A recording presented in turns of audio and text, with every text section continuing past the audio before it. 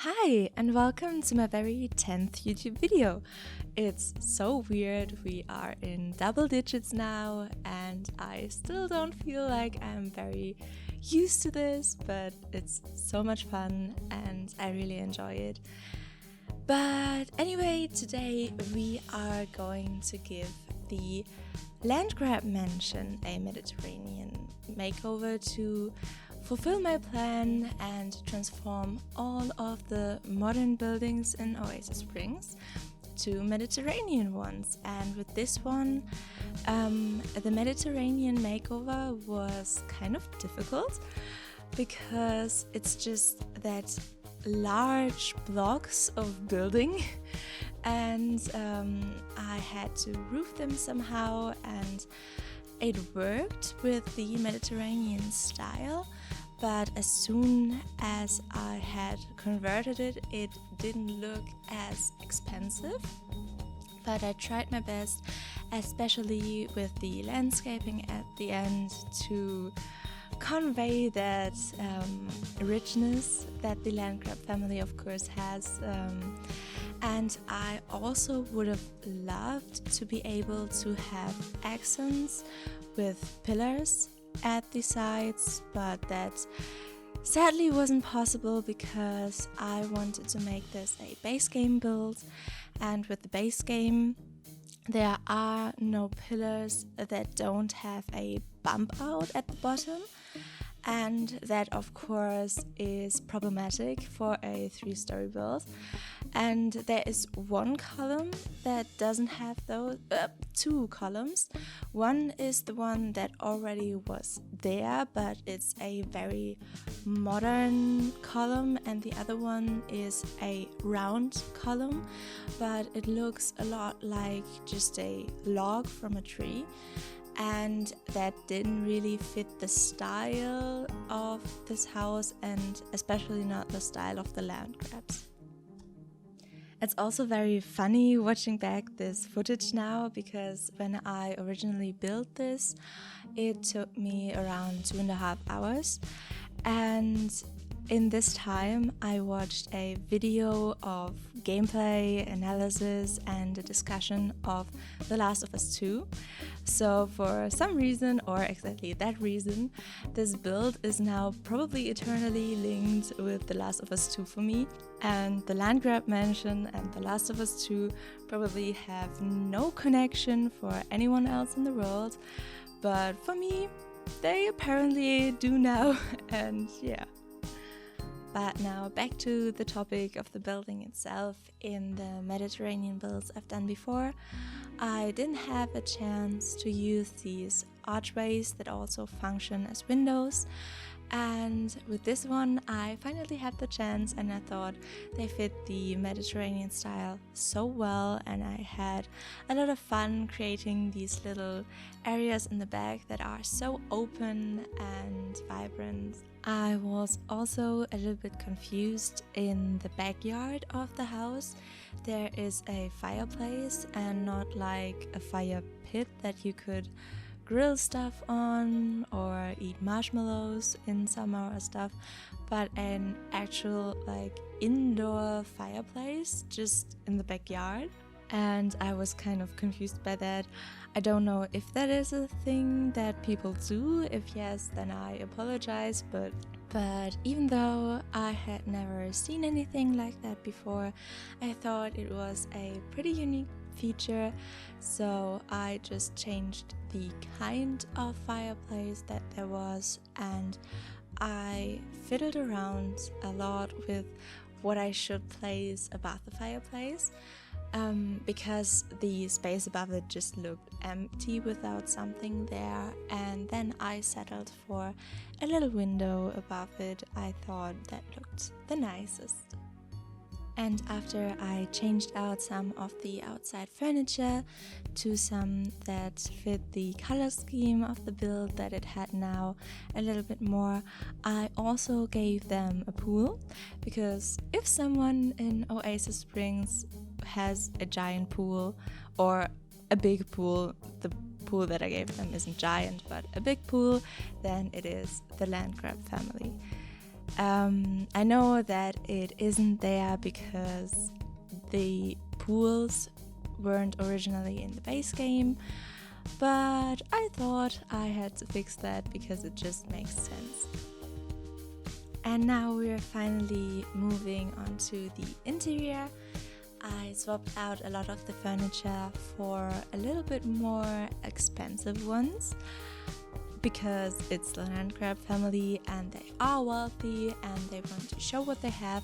I also, with them, didn't stick to their original budget just because I thought it wouldn't really make sense. They have almost unlimited budget, at least for me and for my house makeover. And so I gave them a little bit more simoleons when in the end, the funds were running a little bit low. But a lot of the more expensive furniture in the Sims 4 base game has a more old-fashioned style. And so I went away from the modern also on the inside that they had there before and went with a more like old-fashioned but very ornate style on the inside. And I really hope being sped up that much that the camera movement isn't too hard to watch. I tried my best to keep it kind of stable, but sometimes I just got into building mode and completely forgot anything else and moved the camera however I wanted, and I think that might be a slight problem for some people, and I'm definitely going to work on that and not like have the camera move around that much because it looks really wild sometimes in the time lapse. I'm sorry. And now only the kitchen is missing, and then we're already moving on to the second floor.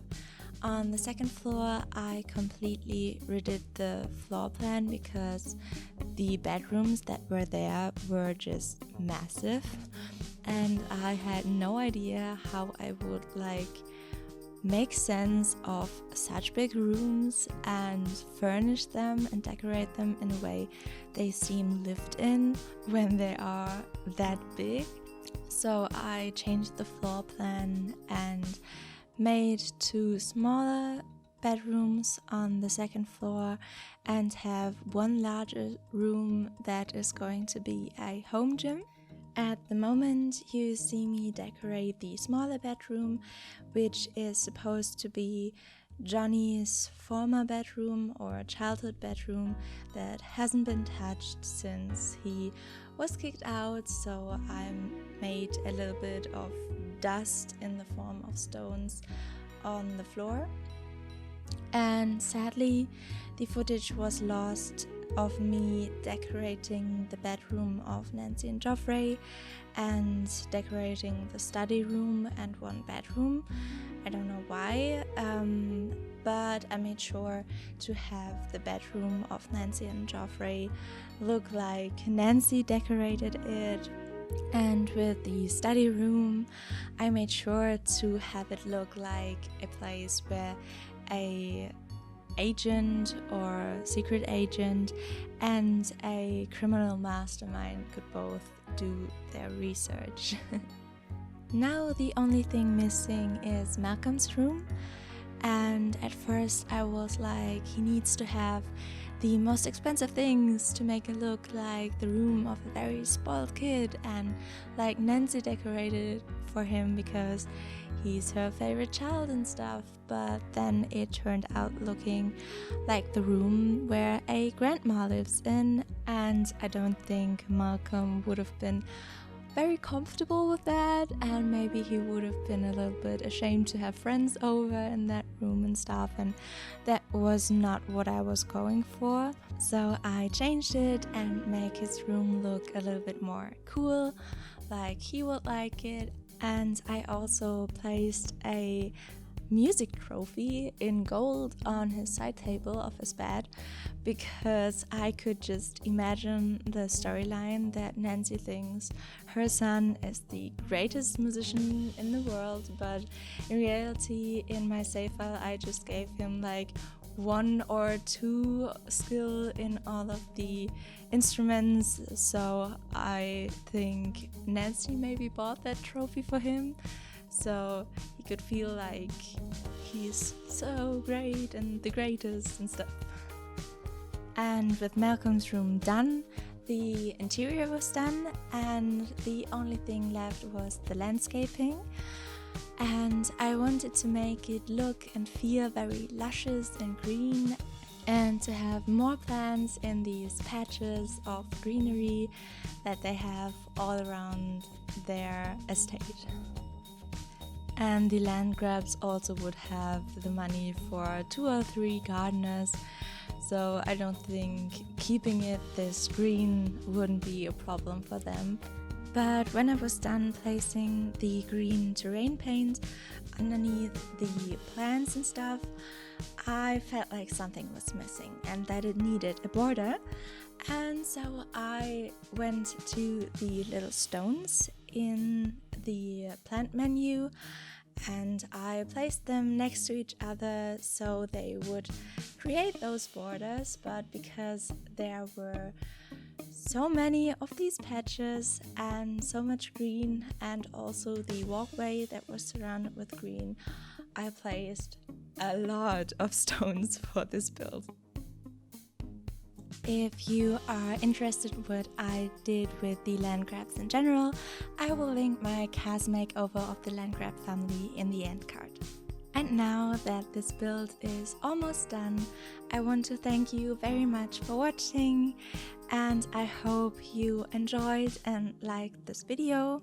If you would consider subscribing, you would make me very, very happy, and I hope we'll see each other again.